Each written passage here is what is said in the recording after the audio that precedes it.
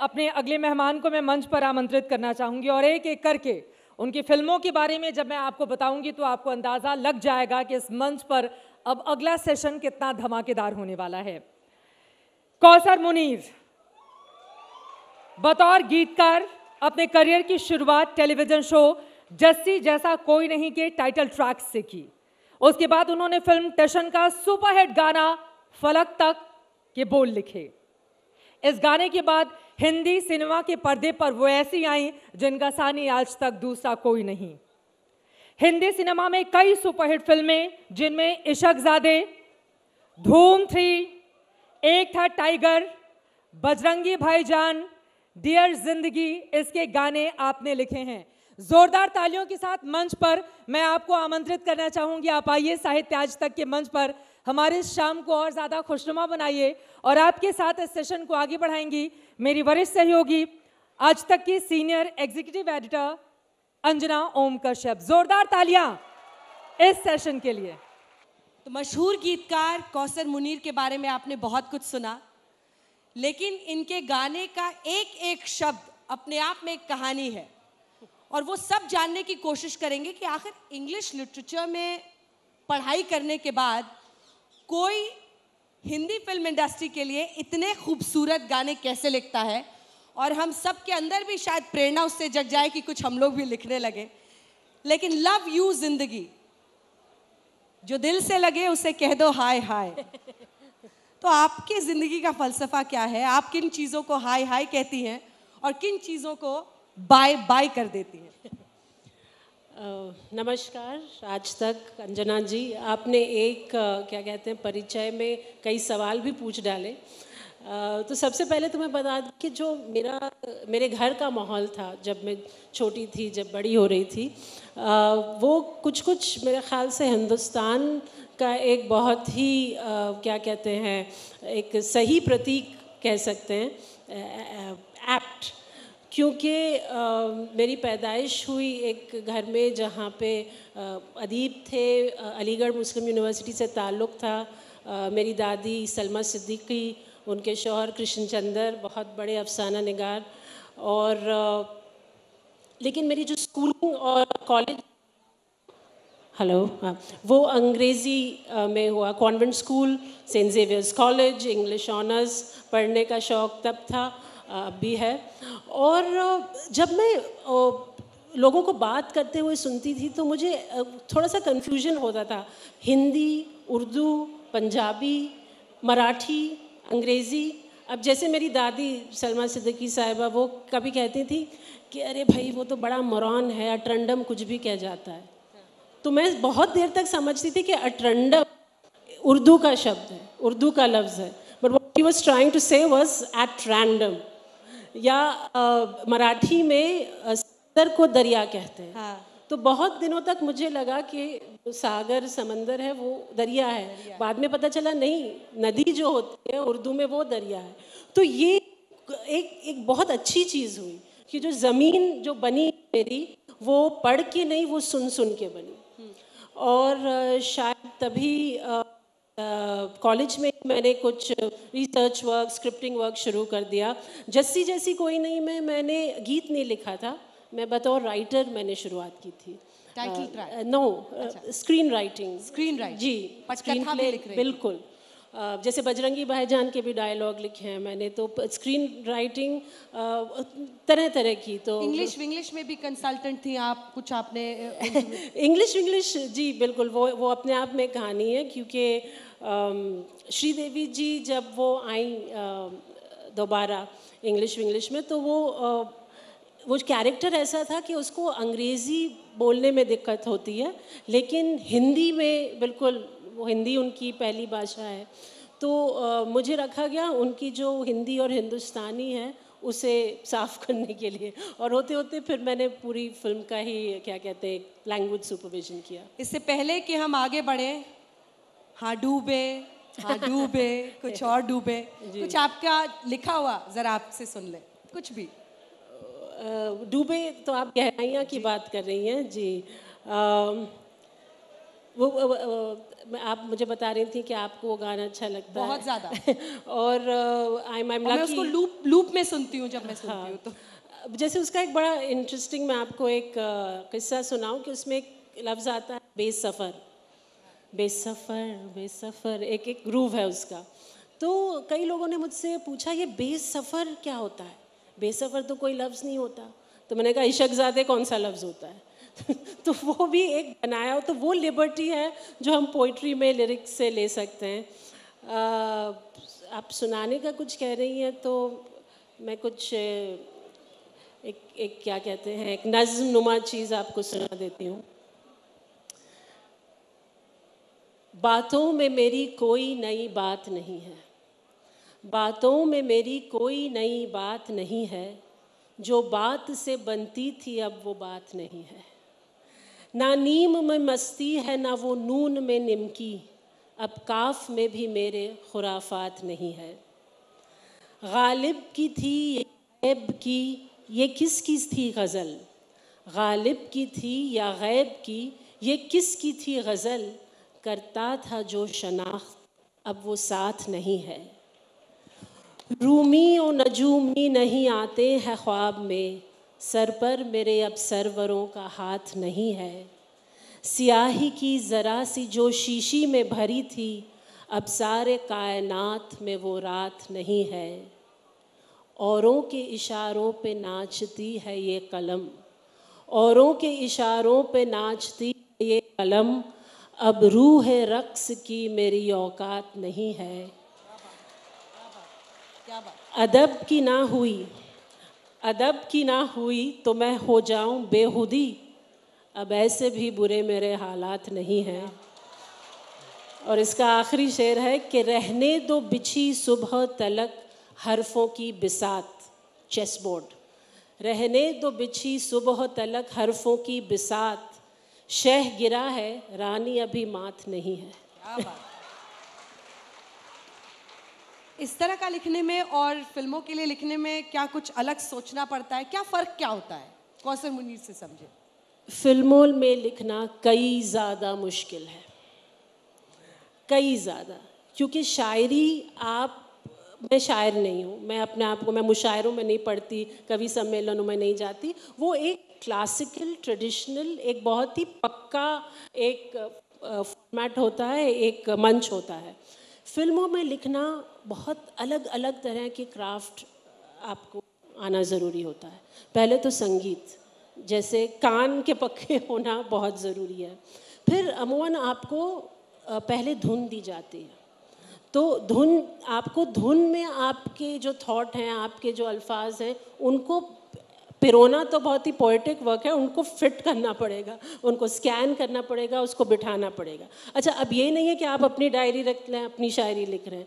Script है, producer है, director है, म्यूज़िक कंपनी है, एक्टर है, सीन है, म्यूज़िक कंपोज़र है, उसकी धुनें लिखो। मुझे बताइए ज़रा, ये जो दिल से लगे उसे कह दो हाय हाय, जो दिल ना लगे उसे कह दो बाय बाय, ये आपने कैसे लिखा? और ये कॉन्फिडेंस कैसे आता है कि अगर ऐसे कोई बोले और मैं ऐसा लिख के दिखाऊं तो मुझे लगेगा कि शायद पसंद ना आए किसी को, बट आज वो हर किसी की ज़ुबान पर चढ़ा हुआ है, तो ये कैसे आपको वो कॉन्फिडेंस कैसे आता है कि ये शब्द सही है और ये गाना, मतलब इसमें बात है? तो देखिए, इसी गाने का आप एग्जाम्पल ले लीजिए, जो दिल से ना लगे उसे कह दो हाय, आई मीन द अंग्रेज़ी वाला हाय, उसे ना लगे उसे कह दो बाय, और उसका बड़ा ही सिंपल हो गया, लव यू ज़िंदगी। सुनने में लगेगा इसमें कौन सी बड़ी बात है, ये poetry. I had a far difficult time writing this song than the song in the same year which I wrote for a film called मेरी प्यारी बिंदु, और वो गाना था माना कि हम यार नहीं। क्या गाना है? बिल्कुल, लेकिन वो मेरे लिए ज़्यादा आसान था। माना कि हम याद नहीं, वो गज़ल नुमा, उसमें पोइट्री है, उसमें शायरी है। ईजियर था लिखना? ईजियर था। उसमें भी आपको ऐसे म्यूजिक, सीन सब कुछ बता दिया था? बिल्कुल, लेकिन बात ये थी कि वो फॉर्मेट सीधा था।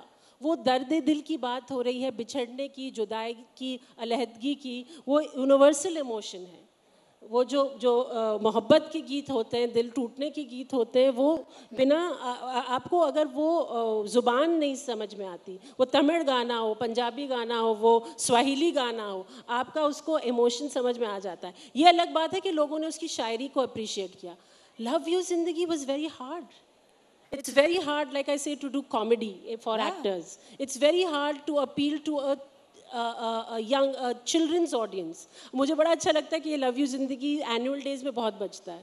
तो आई एम वेरी बड़ा हैप्पी सा अच्छा सा सॉन्ग है, उसमें टीचर्स को भी परेशानी नहीं होगी, जैसे शब्द आपने लिखे हैं कि कुछ भी ऑब्सीन नहीं है या कुछ हिंट नहीं करता है बहुत. करेक्ट. बट अभी जिस गाने का आपने जिक्र किया कि आपके लिए लिखना आसान था, वो हमारे लिए सुनना सबसे अच्छा रहेगा. अगर वो 2 लाइन आप गुनगुना दे. बहुत खूबसूरत गाना है. माना कि हाँ, तो मैंने उसको पहले एक पोएम नुमा, जैसे गज़ल नुमा फॉर्मेट में लिखा था, और फिर उसको थोड़ा सा I must give credit to Aditya Chopra and Sachin Jigar, जो म्यूज़िक कंपोजर्स थे, कि उन्होंने ज़्यादा छेड़खानी नहीं की उसके साथ. तो वो माना कि हम यार नहीं, लो तय पाया के प्यार नहीं. माना कि हम यार नहीं, लो तय पाया के प्यार नहीं, फिर भी नजरें ना मिलने देना, दिल का कोई एतबार नहीं. रास्ते में कहीं जो मिल जाओ तो हाथ मिलाने रुक जाना, जो साथ में कोई हो तेरे तो दूर से ही मुस्का जाना. लेकिन मुस्कान भी हो ऐसी कि जिसमें कोई इकरार नहीं, नजरों से बयां ना कर देना वो जिससे हमें इनकार नहीं. कितनों को लग रहा है कि उन्हीं की कहानी है ये. लग रहा है ना. फूल जो बंद है पन्नों में तुम उसको धूल बना देना. फूल जो बंद है पन्नों में तुम उसको धूल बना देना. बात चले जो मेरी कहीं तुम उसको भूल बता देना. मगर वो भूल भी हो ऐसी कि जिससे अभी बेजार नहीं, तू सोए तो मेरी ही तरह किसी करवट आए करार नहीं. क्या बात है. अगर हम पूरे सिनेरियो को भी देखें फिल्म इंडस्ट्री में, तो एक दशक बीच में हमने देखा जिसमें बहुत ही चालू वर्ड्स लिखे जाते थे. मतलब शब्द इस्तेमाल करना सही है या नहीं है मुझे नहीं पता, लेकिन चालू वर्ड्स. लेकिन अब आप बता रही हैं कि चुनौतियां हैं. आपको म्यूजिक दे दी जाती है, आपको सीन बता दिया जाता है, सबके कंपल्शंस रहते हैं, लेकिन फिर भी क्या मैं सही हूँ ये कहने में कि मुझे लगता है कि कई सोलफुल सिंगिंग और लिरिक्स अभी लिखे जा रहे हैं इस दौर में. Thank you for saying that. मैं बिल्कुल आपकी बात से सहमत हूँ. देखिए क्या होता है, वो नॉस्टैल्जिया में जीना, वो गोल्डन पीरियड, वो दिन कहाँ गए. वो दिन वो था कि वो जो जिसे गोल्डन पीरियड म्यूज़िक का कहा जाता है, जो वाकई में था. लेकिन उस वक्त सिर्फ रेडियो था, एक ही फॉर्मेट था. फिल्म सिर्फ बड़े पर्दे पर आती थी. अच्छी फिल्म 50 हफ्ते चलती थी. आपको हर गाना याद था. अब हमें पता भी नहीं कि कितने गाने, कितना कंटेंट, ये है सबके हाथ बिल्कुल में. आता है और चले जाता है. डिजिटल चैलेंज भी बहुत बड़ा है. एब्सोल्युटली. क्योंकि मुझे लगता है जो मेरे अपने सबसे पसंदीदा गीत हैं वो कभी किसी ने सुने ही नहीं होंगे, क्योंकि उनको फॉरफ्रंट पे नहीं लाया गया, उनकी मार्केटिंग नहीं हुई, वो कमर्शियल सेलेबल गाने नहीं थे. फैंटम एक फिल्म थी कबीर खान की, उसमें मुझे लगता है कि वो मेरा सबसे अच्छा गाना है. प्लीज सुनाइए. गाना वो नचदा नाम है गाने का. लेकिन उस फिल्म में सबको मालूम है एक और गाना जो अमिताभ भट्टाचार्य ने लिखा, ही इज़ एब्सोल्युटली वंडरफुल. उस गाने का नाम था अफ़गान जलेबी. अब मैं समझ सकती हूँ कि म्यूज़िक कंपनी अफ़गान जलेबी क्यों प्रमोट किया. ये हम अपना होम वीडियो नहीं बना रहे. कमर्शियल इंडस्ट्री है, पैसे कमाने, झोली लेके सब खड़े रहते हैं अपने थिएटर के बाहर. लेकिन तो वो कहना गलत है कि लिखे नहीं जा रहे हैं. एंड आई एम तहे दिल से शुक्रिया. एक बार बता दें, आपने बताया आपका फेवरेट गाना है. अब मैं फंस गई कह के, क्योंकि मुझे खुद एग्जैक्ट वर्ड्स याद नहीं. लेकिन नचदा वे तेरा सीना, नचदे वे मेरे कंधे, ढोएंगे नचदे वे तेरे कंधे, नचदा वे मेरा सीना, ढोएंगे ईमान कैसे दिल के दोनों नाबीना. नचदा बादल, नचदा आंचल, नचदा आँखों का सावन, नचदा गश खा के आसमां. और उसमें आगे वो नचदा वाला जो फॉर्मेट है वो रोटियों के लिए और चूल्हे के लिए और भूख के लिए और आज़ादी के लिए हर चीज़ के लिए यूज़ लेकिन किया चल गया। गई अफगान जलेबी। जलेबी का क्या करना अभी? वो तो अब लोगों को फिल्म देखने भी आना होगा। मैं एक और चीज़ आपको बता दूं फिल्मों के बारे में, ट्रेलर और जो गाना होता है ये पूरी बहुत ही ज़बरदस्त किस्म की मार्केट रिसर्च की गई है, कई कंपनियों ने की है। कभी कभी पोस्टर, लेकिन जो फिल्म का ट्रेलर होता है और जो पहला गाना होता है 75-80% जो जनता होती है वो उसी को देख के डिसाइड करती है फिल्म देखेंगे कि नहीं, हॉल में जाएंगे कि नहीं। तो I am pretty sure then the powers that be decide Afghan jalebi and not नचदा।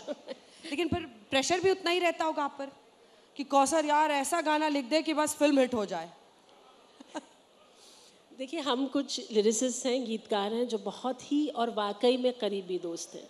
हम एक दूसरे, मतलब हमारा व्हाट्सएप ग्रुप है, उसका नाम है नगमा निगार, और हम एक दूसरे की मदद भी क्या, यार ये एक वर्ड दे दे, या उस लेवल पे। क्या बात है। तो उसमें अमिताभ भट्टाचार्य, कंपटीशन के इस दौर में आप लिरिसिस्ट एक साथ एक व्हाट्सएप ग्रुप पे एक दूसरे की मदद करते हैं। यारी है, वाकई में यारी है। अब हम मिलते हैं महीने में 2-3 बार मिलते हैं, एक दूसरे के घर जाते हैं, गीतों के अलावा हर बात करते हैं। अमिताभ भट्टाचार्य, स्वानंद किरकिरे, वरुण ग्रोवर, अन्विता दत्त, अमित त्रिवेदी और मैं, ये हमारा कोर ग्रुप है। हम तो ये है कि हम ये अक्सर ये बात करते हैं कि यार ऐसा लगता है कि जैसे अगर मुखड़ा गलत हो गया या हुक लाइन गलत हो गई तो इसी वजह से फिल्म फ्लॉप हुई है। भाई तुम अपनी फिल्म ठीक ठाक बना लो। मुझे क्या लगता है ना, जब फिल्म सही नहीं बनती ना तब प्रेशर गीत पे आता है। जैसे अब मैं बहुत सारा फिल्म तो ऐसी बन गई, एक गीत तो ऐसा डालना ही पड़ेगा यार जो सबकी जुबान पर चढ़ जाए, लोग आ जाएंगे पिक्चर देखने। जैसे पटकथा संवाद भी मैं करती हूँ, तो मुझे लगता है कि एक सडनली क्या होता है ना, रिलीज से एक हफ्ता पहले कभी कभी डायरेक्टर का फ़ोन आता है, वॉइस ओवर डालना है। वॉइस ओवर डालना है मेरा मतलब है कुछ गड़बड़ है। अच्छा, वॉइस ओवर क्यों? मतलब कहीं पे कुछ समझ नहीं आ रहा है, कहीं पे कुछ कड़ी मिसिंग है। अच्छा। अब हम एक वॉइस ओवर डाल देते हैं पीछे से, तो समझ में आ जाएगा। मुझे लगता है जो गीतकार है वो वही करता है, patching up of your what you did wrong. क्या इंस्पायर करता है आपको? आप किस तरह से लिखने के बारे में आप ये होती है? आपने बताया कि आपकी परवरिश अलग अलग जगहों पर हुई, उसने आपको क्या, लेकिन अगर यहाँ पर युवा भी कई हैं, लोगों के मन में अंदर कुछ रहता है कभी कभी लिखने का, पर ये कैसे जाने कि हाँ अब मैं ऐसा लिख रहा हूँ या लिख रही हूँ जो कि मैटर करेगा, तो वो अंदर से कैसे वो इनकलकेट करें वो न्यूआंसेस? आपने युवा पीढ़ी की बात की तो एक्चुअली सच है, क्योंकि युवा पीढ़ी जो है वो सबसे ज़्यादा कंटेंट कंज्यूम करती है, और उन्हें जो है इसीलिए उनकी जो भाषा है, जो हाय और बाय है, और उसे हमको समझना पड़ेगा, उसे हमको हिकारत की निगाह से नहीं देखना है। हमें समझना है कि आज की बोलचाल की भाषा क्या है। इसका ये मतलब नहीं कि जो शायरी है, साहित्य है, क्या कहते हैं, पोइट्री है, वो गुल हो जाए, गायब हो जाए। आइटम सॉन्ग तो गुलजार साहब ने भी लिखे, लेकिन उनका कैलिबर है कि आप उसको आइटम सॉन्ग नहीं कहेंगे, आप आँखों से पर्सनल सवाल करेंगे। आप कभी ये नहीं सोचेंगे कि गुलजार साहब ने आइटम गाना लिखा, तो वो तो कैलिबर की बात है। लेकिन मुझे लगता है जो यूथ है उससे आपको सीखना चाहिए, और अगर आप कर सके तो फिर ऐसी एक हवा चलाइए, एक दिशा बनाइए कि वो भी देख के चले कि हाँ भाई ये सही है। अब जैसे मैं आपको एक उदाहरण दूँ, ये रीमिक्स का जो दौर है, जो क्लासिकल पसंद करने वाले, गीत बिना का संगीत माला पसंद करने वाले, उनको बड़ा गुस्सा आता है कि ये क्या है, हमारा गाना ख़राब कर दिया, हमारी यादें बर्बाद कर दी। मैं आपको अपने घर का एग्जाम्पल देती हूँ। जब मेरी 18 साल की बेटी ने 2-3 साल पहले कोक स्टूडियो का हम देखेंगे सुना, फैज़ का, she was interested in Faiz, she was interested in Iqbal Bano, she was interested in the dictatorship in Pakistan. और अगर मैं उसको एक किताब लेके बिठाती कि भाई ये पढ़ो, वो कभी नहीं पढ़ती। उसे क्या लेना देना फैज़ की उर्दू पोइट्री से। तो मुझे लगता है कि नहीं, अच्छा बुरा वो अलग डिबेट है, आपने ठीक से किया, ढंग से किया, नहीं किया, लेकिन ये दरवाजे, ये खिड़कियाँ खुली रहनी चाहिए। वही आपने जब हम देखेंगे का जिक्र किया फैज साहब का, तो ये युवा पीढ़ी ऐसी है जो वो भी सुनती है, हाय जिंदगी भी सुनती है, हाँ डूबे, उसमें आपने बहुत सारे उर्दू के शब्द इस्तेमाल किए हैं। बिल्कुल। तो उसके अगर लिरिक्स आप बता के और समझाएं कि वो भी अपील करता है और लोग लूप पर सुनते हैं ऐसे गानों को। जैसे मैंने बेसफर जो जिस शब्द का जिक्र किया वो लेजिटिमाइज हो गया क्योंकि उसको जिस तरह से यूज़ किया गया, तो आप समझ गए कि ये दो कैरेक्टर्स की बात हो रही है जो एक दूसरे में डूबे हुए हैं, जिनका जो बेसब्र हैं, जिनका क्या कहते हैं, जिनकी मोहब्बत बेअसर है, मतलब इतनी बेअसर नहीं है, मतलब लाजवाल है, अब उनका वो पार हो चुके हैं। बट वो जो नियत है, जो गाने की नियत है, जो गाने की रूह है, वो ज़बान से मुझे लगता है उठ के है, तभी वो गीत है, तभी वो शायरी, सिर्फ शायरी या पोइट्री नहीं है। क्योंकि जब तक मेलोडी नहीं आए, जब तक म्यूज़िक नहीं आए, तब तक वो गीत नहीं है, वो पोएम है, वो कविता है, वो शेर है, वो गज़ल है, वो नज़्म है। और ये जो डूबे गीत है, वो जो कंपोजर्स हैं कबीर और सवेरा, वो कुछ क्या कहते हैं 25-30 साल से ज़्यादा उनकी उम्र नहीं होगी। और जब वो और हम बैठे, मुझे इतना मज़ा आया, मैंने कहा आज मैं कुछ सीख के गई कि मैंने कुछ नया क्रिएट किया। So the youth have to be listen to and not ignored and not look down upon. एक और फिल्म इंडस्ट्री में जितना मैं समझती हूँ या जानती हूँ, एक फॉर्मूला निकालते हैं कि भाई आजकल तो देश में राष्ट्रवाद की बड़ी बात हो रही है, देशभक्ति के इर्द गिर्द तू कोई गाना बना दे, फिर तो फिल्म भी हिट हो जाएगी, स्क्रिप्ट भी वैसी मांगने लगते हैं। मतलब एक होता है रेडी टू ईट फूड वाला जो चस्का लगाते हैं, वो भी लगा देते हैं। क्या इसका आपको भी सामना करना पड़ता है? और क्या ऐसा लगता है कि देशभक्ति राष्ट्रवाद के इर्द गिर्द कुछ बना देंगे तो वो केसरिया शब्द डाल देंगे तो सुपर हिट हो जाएगा मामला? केसरिया तो ठीक था, बेचारा अमिताभ, वो लव स्टोरियाँ पे उसके पीछे पड़ गए कि मैंने कहा लव स्टोरियाँ ही तो इसमें नई बात थी, बाकी केसरिया और बेलिया और माहिया वो तो सुन चुके। खैर नहीं, आप सही कह रही हैं कि बिल्कुल होता है। कल ही की बात है, मैं स्वानंद से कह रही थी, शायद अगला सेशन उनका है। स्वानंद जी आ ही गए। मैं स्वानंद से कह रही थी कि किसी ने मुझे ये ब्रीफ दिया कि मुर्गे के अंदर अंडे के अंदर मुर्गी, मुर्गी के अंदर अंडा निकला और फिर ये नई बात हुई। मैंने कहा स्वानंद लिख चुके 3 इडियट्स का, बहुत ही पॉपुलर गीत है, मैं क्यों लिखूं उसे? तो रेफरेंस एक चीज़ होती है, लेकिन आई डोंट थिंक आप फिल्म मेकर्स को ब्लेम कर सकते हैं, क्योंकि एक भेड़ चाल भी होती है, जो चल रहा है उसे चलाओ जब तक चलता है, फिर कोई दिशा बदलता है, फिर वो नॉर्म हो जाता है, वो सिस्टम का एक हिस्सा बन जाता है। तो ये तो दुनिया का चक्का है, वो तो गोल गोल घूमता ही है। कौसर जी, क्या ऐसा आगे आपको लगता है कि आप करना चाहेंगी, और किस तरह से आप आगे, अगर आपको ये ताकत मिल जाए कि मैं तो कुछ अलग करना चाहती हूँ जो कहते हैं, तो उसका क्या मतलब है, और क्या उसका वाकई कोई मतलब है भी? मैं एक क्या कहते हैं, एक पॉजिटिव और होपफुल नोट पे ये बात आगे ले जाना चाह रही हूँ कि मेरे अपने करियर में या अभी जो मेरा एक्सपीरियंस है, लोग मेरे पास अलग अलग तरह के काम के लिए आ रहे हैं। कोई और ये OTT का उसका बहुत बड़ा योगदान है कि कोई मुझसे कह रहा है कि आप पोइट्री लिखिए इस कैरेक्टर के लिए, कोई मुझसे कह रहा है कि हम ये एक म्यूज़िक फेस्टिवल कर रहे हैं, उसमें आप लिखिए नहीं, लेकिन आप म्यूज़िक क्यूरेशन कीजिए, थॉट क्यूरेशन कीजिए, गाने की क्या कहानी होनी चाहिए वो हमें बताइए। और गीत तो है ही, फिर ये इस तरह के फोरम, इस तरह के भी प्रोफेशंस है, गाने की क्या थॉट होना चाहिए। बिल्कुल, ताकि आप मतलब वो वाला मामला नहीं कि सैड हैप्पी नहीं, ताकि so you set the narrative for the entire event for the show. These are very interesting things for me. अब कल बम्बई में हमारा एक स्पोकन फेस्ट है, वहाँ पे ओपन माइक फोरम है, वहाँ पे मैं अपनी एक कविता, ये देश के जो प्रतीक हैं, सिंबल्स हैं, जो झंडा है, जो अशोक स्तंभ है, जो क्या कहते हैं, ये जितने मोर है, उसका मेरे लिए क्या मायने रखते हैं, तो वो कविता में कल, तो ये सब it's an interesting new world. अब आपको उसमें से क्या लेना है और क्या जैसे साहिर साहब ने क्या कहा, जो हवादिस की शक्ल में आप क्या लौटाते हैं, वो अब आपके ऊपर है। डिजिटल है, तमाम प्लेटफॉर्म से, तो चैलेंजेस भी हैं तो उतनी अपॉर्चुनिटी भी है, अवसर भी उतने ही बन रहे हैं कि आप कुछ अलग करेंगे तो कई बार उसको पहचान फौरन मिल जाती है। अब चलते चलते चूंकि इस इंटरव्यू के अंत की तरफ आ रहे हैं, तो जो आपको अपनी सबसे खूबसूरत कविता लगती हो या सबसे अच्छा क्रिएशन लगता हो, आपने पोएम का भी जिक्र किया, अगर वो सुनाना चाहें, कुछ भी जो हटकर आप अपने यहाँ पर सुनाना चाहें, या फिर आपका कोई गाना, आपका तो हर गाना एकदम पॉपुलर है, सुपर हिट है।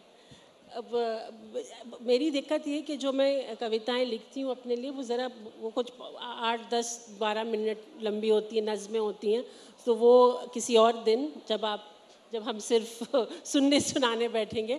लेकिन इस साल मुझे एक मौका मिला 83 के गीत लिखने का। 83 में जो लहरा दो जो गीत है वो मुझे बहुत अच्छा लगता है। उससे जुड़ा हुआ एक किस्सा है कि लहरा दो सरकशी का परचम लहरा दो। जब वो गाना बन रहा था तो ये बड़ी डिबेट चली कि सरकशी का परचम, वैसे भी परचम एक बहुत आम फेम लफ्ज़ नहीं है। हाँ। झंडा, फ्लैग लोग कहते हैं, परचम तो चलो परचम लोग समझ भी जाए, आप सरकशी समझे ना समझे, सरकशी इज़ अ काइंड ऑफ जुनून, रिबेलियन। तो हमने उसका एक और वर्जन लिखा था, हर खुशी। अच्छा। हर खुशी का परचम है, और वो ऑलमोस्ट फाइनलाइज, वो रिकॉर्ड भी हो गया था। गाना रिलीज़ होने के 2-4 दिन पहले कबीर खान जो डायरेक्टर हैं, उनका मेरे पास फ़ोन आया। उन्होंने कहा नहीं, लोग समझ जाएंगे कि वो स्पिरिट क्या है। सरकशी समझ में आए ना आए, एक नया लफ्ज़ हम यूज़ करते हैं, और उनको गाने की जो स्पिरिट है वो समझ में आ जाएगी। और वाकई में हुआ, सरकशी का परचम लहराया, और मैचेस में बजता है, मुझे बड़ा अच्छा लगता है, उसकी काफ़ी सराहना भी हुई। सो आई एम हैप्पी। सुना, मैं गा तो नहीं सकती, लेकिन उसका अंतरा है जो हाथ धरने से भला सोचना क्या होता है, हर हाथ धर के बैठने से कर भला कुछ होता है, जा लकीरों को दिखा दे जोरे बाजू होता है, हिम्मत मर्दां अगर हो संग खुदा भी होता है, जा ज़माने को दिखा दे खुद में दम क्या होता है, लहरा दो। तो चलिए, आपके शब्दों के ज़रिए ये परचम आपका लहराता रहे। और एक आखिरी सवाल मेरे मन में जो मैं पूछे बिना नहीं जाऊंगी, क्योंकि हम सब जानते हैं कि चाहे वो पत्रकारिता हो, लेखनी हो, एक महिला के लिए बहुत मुश्किल होता है अपनी जगह बनाना।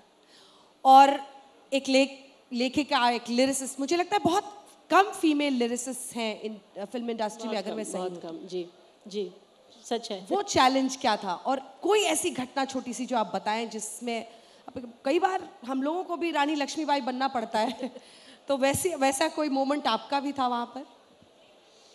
एक बहुत ही अटपटा सा लगेगा सुनने में, एक ज़मीनी बात बताऊं तो मुझे टॉयलेट्स की बड़ी दिक्कत होती है। हम स्टूडियोज़ में जाते हैं, so all the loos are geared for men in studios, in recording rooms, at events, क्योंकि महिलाएं बहुत कम हैं जो कंपोजर्स हैं, जो लिरिसिस्ट हैं, जो लेखक। तो मैं तो अब कहने लगी हूँ कि मैं ये बॉयज़ लू में नहीं जाऊँगी।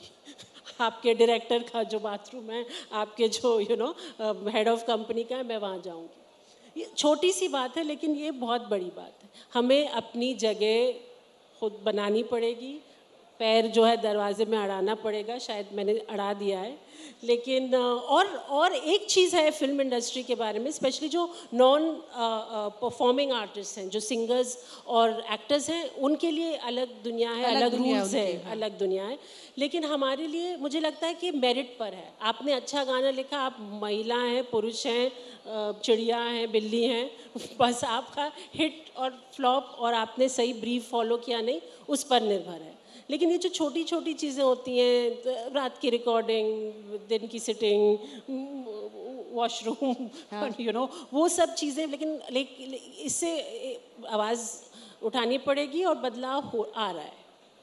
कौसर मुनीर, आप साहित्य आज तक में आई, बहुत सारी लड़कियों को आप प्रेरणा देंगी आने वाले वक्त में, और वो सोचेंगी कि उनकी कलम और उनके शब्दों के ज़रिए वो अपनी पहचान आपकी तरह बनाएंगी, और भी बहुत सारी कौसर मुनीर इस फिल्म इंडस्ट्री में ये सुनिश्चित करेंगी कि हर तरह के वॉशरूम्स तो हो ही, लेकिन उसी के साथ साथ उनकी जगह, उनकी पहचान चरम पर रहे और वो रूल करे इंडस्ट्री में। बहुत धन्यवाद आपका साहित्य आज तक। धन्यवाद अंजना जी। और मैं एक बात बता दूं, आज मैं काफ़ी नर्वस थी, क्योंकि जब अंजना जी को हमने टीवी पे देखा है, स्क्रीन पर, मैंने कहा वो मुझे ग्रिल करने लगे थे तो मैं क्या करूँगी। अब मुझे देख के लगता है कि वही परसेप्शन कितना और होता है जो आप पर्दे पे देखते हैं, और जब आप किसी से रूबरू होते हैं और वो धारणाएँ बदलती हैं, आपकी जो स्ट्रेंथ है उसके पीछे एक बहुत खूबसूरत वल्नरेबिलिटी भी है, वो मैं आपसे कहना चाहती हूँ। फर्क इतना है कि कौसर मुनीर है, कोई नेता होता तो वो रूप भी लोग देख लेते। बहुत धन्यवाद आप।